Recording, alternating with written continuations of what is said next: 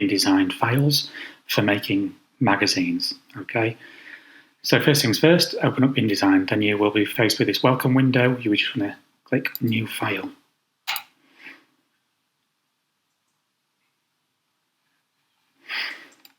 And then typically you will have custom sizes. These are ones that I've previously used, which are effectively the same size as what we're going to do here. But for the sake of doing this as a new document that you've not done before, you click on Print, Options. And here you'll be given some blank document presets. You would typically have to select A4, but it might not be on the document presets as an option originally, so you might have to click View All Presets here. So click on A4, this is already selected.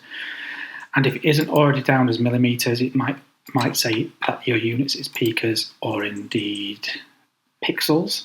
So you need to select millimeters. And this is the width and height dimensions of an A4 piece of paper.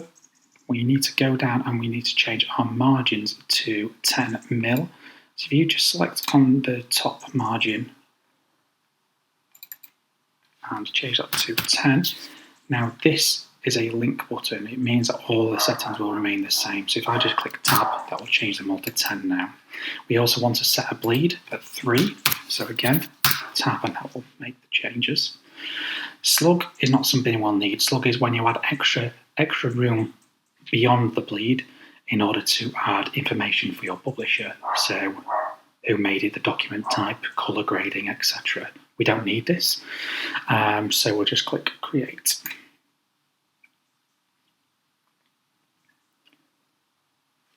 And there we have it. This is our document. So you can see here, this is our margin. This is the 10 mil margin that we've set. We don't want to make sure, we want to make sure that any of our cover lines are within this period, within this spacing. This bleed is, we can make our background fit within the bleed. It's so then you don't accidentally cut off the edge of your A4 paper and then have some white space on there. You want to basically plan it around your bleed, and therefore you don't have any white shown when you cut it to size.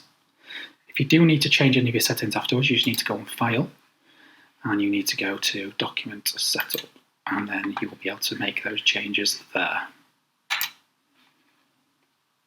Okay, and that's it.